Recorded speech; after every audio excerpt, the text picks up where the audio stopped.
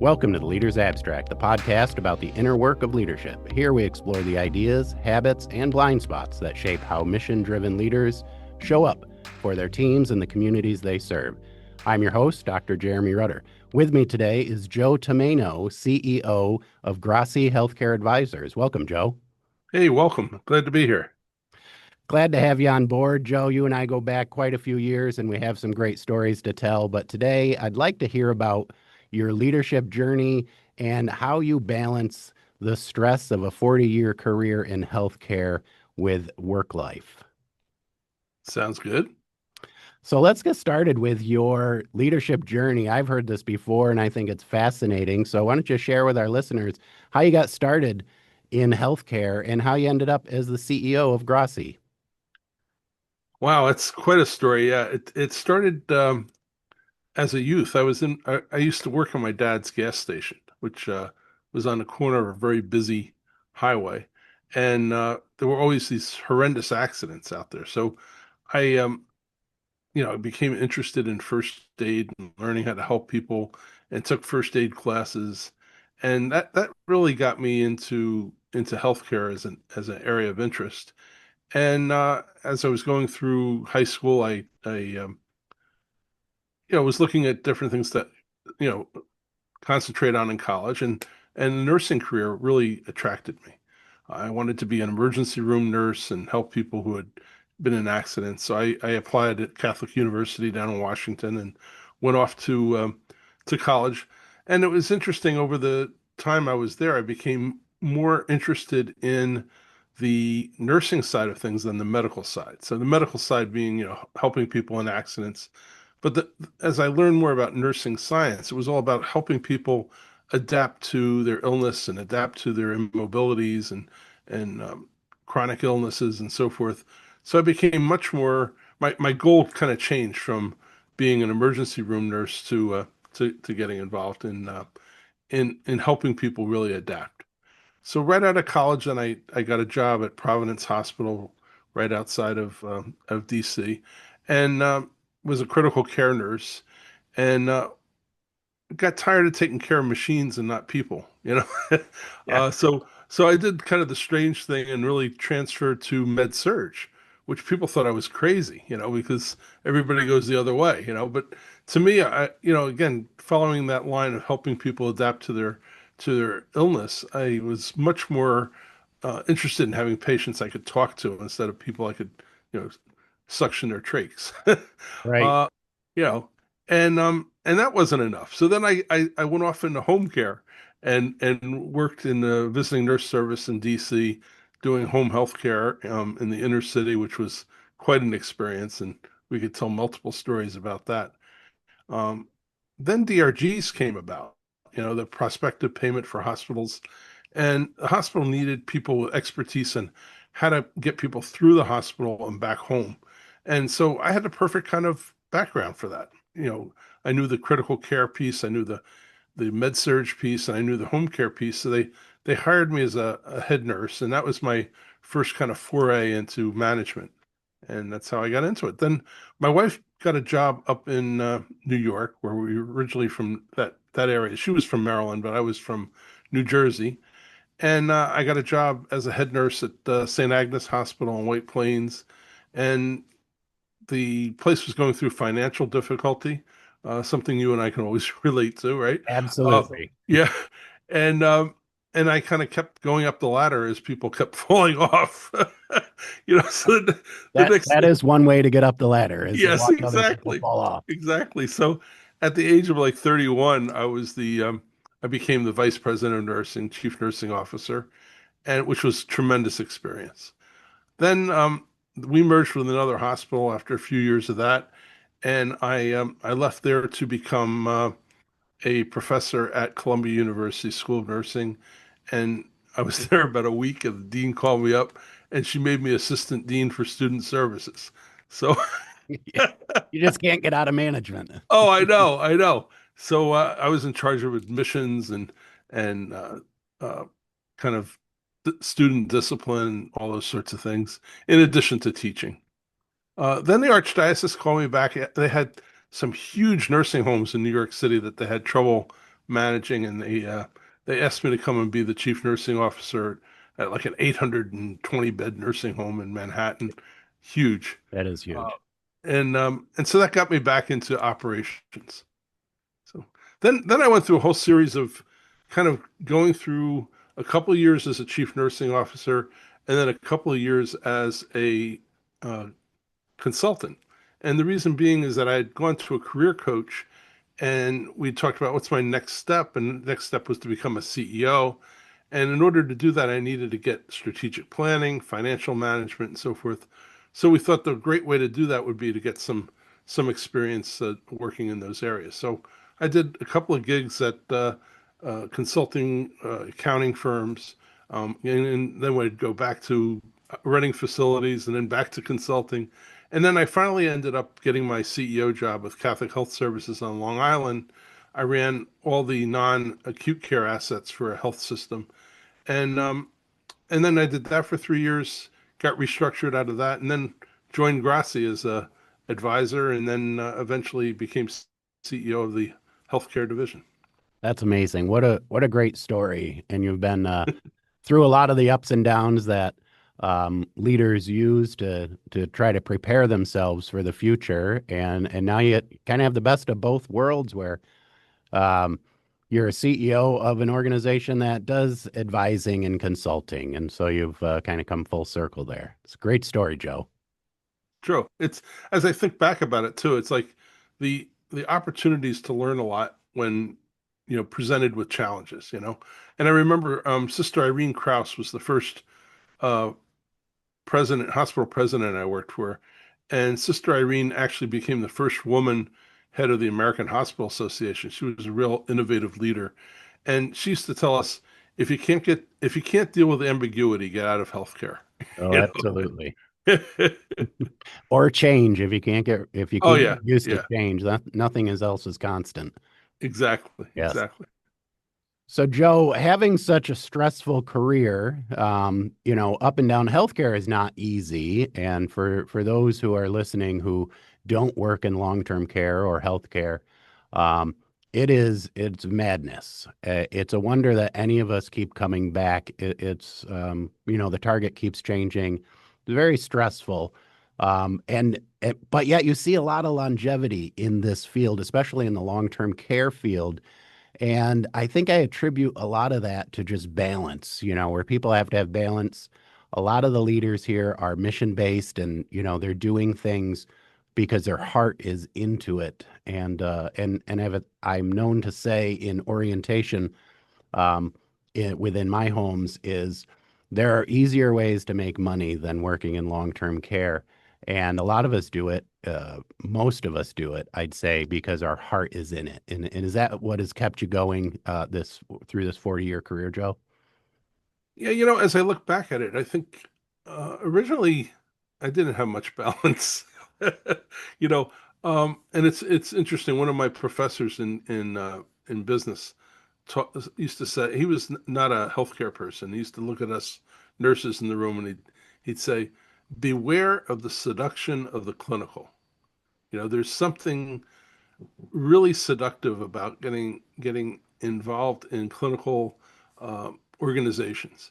And he's right. And this is the thing that makes it difficult sometimes to make tough decisions about like closing facilities or curtailing services or changing staffing patterns. Like we become very in a relationship with the organization and the relationship with the work, and there's something really fulfilling about that 24-hour rush of being relied on to keep the place going, and for staff to rely on you, and showing up for staff funerals, family funerals, and going to parties for all the different uh,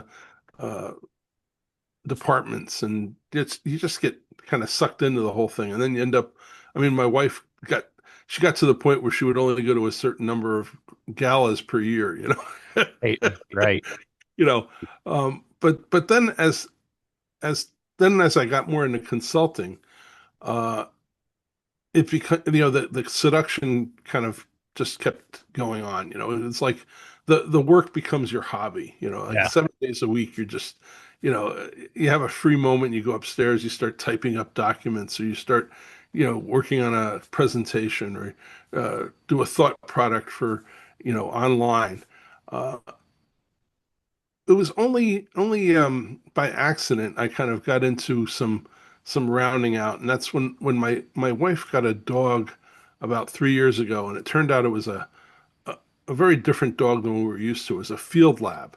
And I remember the trainer coming over and he started laughing. He says, "Oh, this is not like anything you've had before. You gotta come up with ways to give this dog some activity, So I got involved in training him to be a retriever, and I joined a club to do that. And then as a as a result of being in the club with a bunch of hunters, I started learning how to hunt. I had never hunted a day in my life, never even owned a gun. Suddenly I'm buying shotguns, I'm taking shooting lessons, I'm sitting in swamps with other clients looking for ducks in that's the middle right. of the night, surrounded by coyotes. And it brought me into a whole, different sphere. And it's interesting. I'm probably about, a little less than 2 years off from retirement, and it's actually given me the ability to think about what I could do after I retire. I used to be very scared of retirement because I I was scared of not being needed, not being, connected to an organization that just kind of needed me 24 hours a day. But now that I've got my dog, and now I have a second dog, Right. I've got plenty to see myself being involved That's wonderful. That's giving you some peace in your life that I'm sure is much needed. And I've been fortunate to be on one of those hunting trips. with. And have the opportunity to meet Enzo, your dog. And I think it's just such an outstanding way to spend time is, you have to have that work-life balance. You have to have that hobby that doesn't become work. And all too often I see a lot of guys who take up golf as a way to relax, and then they're smashing their golf clubs and they don't Yeah. seem like they're relaxing. Well, you Very pursue much. birds in a different way, though, don't you, Jeremy? I do. I pursue birds as pets and livestock, and that has become yeah, that has become my kind of work outside of work. My balance is to go out and feed my chickens and gather eggs and breed them and whatnot. So it's funny when you think of the things that we get into Yeah, yeah. that kind of bring peace to our life, isn't it? But don't you find that having that activity helps clear your head? And I look back and I think perhaps had I had a different activity, or had even this activity earlier on, I would have perhaps made some clearer thinking decisions along the line, because it's a way of, like, kind of resetting the mind and opening yourself up to different thinking. It is. It's a good way to decompress. And I forget who said it, but someone great in literature had made once the comment about a man always needs to feel custodial at some point.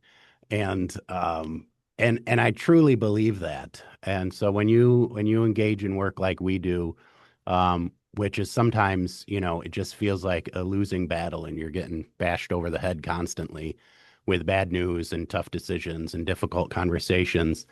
When you can come home and just feed some chickens or take the dog for a walk or go sit in a swamp with a friend, and it brings you the peace that you need to kind of reset and restart your next day anew. I did try something before the dog came along. And when I started working at Grassi, and being in healthcare, I was working with predominantly women, and never had the real opportunity to kind of bond with a bunch of guys. And I go into an accounting firm, and suddenly I found myself hanging out in cigar lounges, and sampling bourbons and cigars, and Oh boy. yeah, yeah. So that became a diversion of sorts, and a mind clearing, or at least some sort of a mind altering activity. Um, uh, and had to go through a very sophisticated decontamination process before coming into the house with all the cigar smoke. Oh, I bet. Yeah. Yeah. But so my wife became much happier with my new pursuit. Oh, you want to buy another shotgun? Sure, go ahead. Go for As long it. as you're Yeah. not going out drinking and smoking cigars. That's right. That's right. And Joe, you and I have a different take on hunting. You're very prepared, and I am not. And I will say you're a much better hunter because of that. Um, Now we had Well, I'm not sure I'm a better hunter. But I am a gear junkie. So you are. It's incredible. We went on this hunting trip, and I show up with my typical. I had my shotgun.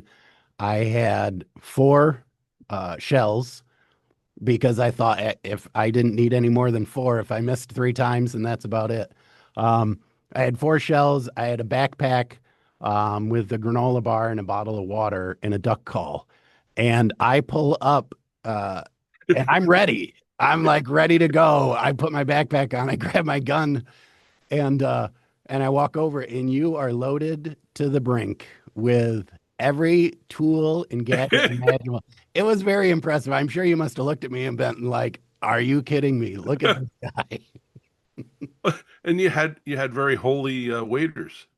I did. I that's an old trick of mine is to wear waders with holes in them, and then the guy who is with you who doesn't have holes in his waders will genuinely offer to just walk out into the. Although I got my payback when I fell into the mud. You did, and I've always thought of you and almost introduced you today as a man that I've been elbow deep in the mud with, and and just one of the greatest stories was being able to physically dig you out of the mud when we were hunting, Well, and with help with Enzo. Yes, Enzo was absolutely. helping. Yeah, that It was was. I couldn't believe that when he started coming up and digging. Yeah. Yeah, here we are trying to pry you out, and the dog comes up with the solution to just start digging a hole, and we got you out. It was good, and here you are today. I appreciate it. I guess he could have left me. I'm lucky. That's right. That's right. So what's going on for the rest of the year with Joe the hunter, Joe the dog owner, and Joe the CEO? Well, I think what I've really in terms of my work life, we've really been continue to do more turnaround advisory work, uh, looking to help organizations that are struggling in this reimbursement environment and try to come up with creative ways. I know you and I have worked together too. Very much, I'm very much committed to preserving not-for-profit organizations and trying to stem the tide of not-for-profits being sold to for-profit organizations, which is a challenge because uh, not-for-profits don't always embrace the type of thinking that needs to go into the hard decisions of being successful, as I know you know. Yeah. I'm also, you know, mentoring my successors. There's a couple of younger partners in the firm that are going to be taking over for me. So a lot of my energy is going into making sure they're off to a good start. On the hunting realm, I've got Enzo and I are planning to. I've got a whole actually I used AI to help me come up with a 6 month training program to get the dog ready for his master testing, to get his titles, and so we're really, and I got into a new training group which is a bunch of guys that are really uh, serious about it, and we meet regularly and do the hard work of training our dogs. So that's it. And the new thing I've gotten into, and I'm really looking forward. I already have two hunts planned for October. Is grouse hunting. Oh, nice. They're incredibly challenging. First of all, most of the grouse you flush, you don't even know you flushed them because you don't you don't hear or see them. Now they say a third of them you don't hear or see. I'm not sure how they know it's a third because how do you count what you can't hear or see? But Absolutely. That's a good yeah, question. then the other third, you hear or see them, but there's no shooting opportunity. And then the last third, you have a shooting opportunity, but typically miss. Right. So Right. So you're only getting about 12% of the grouse that are in the field, right? You don't have Exactly, to worry exactly. about But it's just estimating the great. population. It's just great to be in the grouse woods with Enzo, and you learn so much about woodsmanship. How to read where the birds like to go to eat. You look for things that they would feed on, and you become much more attuned to the environment than what you normally would be. Absolutely. I've experienced that in the woods too, and I really enjoy it. It's been I haven't gone deer hunting in several years. Um, but went duck hunting with you and looking forward to spending more time in the woods this year as my schedule allows to. Well, we'll have to do a grouse hunt together. That'd be fun. That sounds outstanding. Yeah, the Catskills. Yes, yes, very good. All right, Joe, I appreciate you spending the time with us today to talk about work-life balance, to talk about your leadership journey, and most importantly, Enzo and hunting. Thanks for listening to the Leaders Abstract. These episodes are available on Spotify, Apple Podcasts, and YouTube. Feel free to reach out to me on LinkedIn, Dr. Jeremy Rudder. I've been your host, and this has been the Leaders Abstract.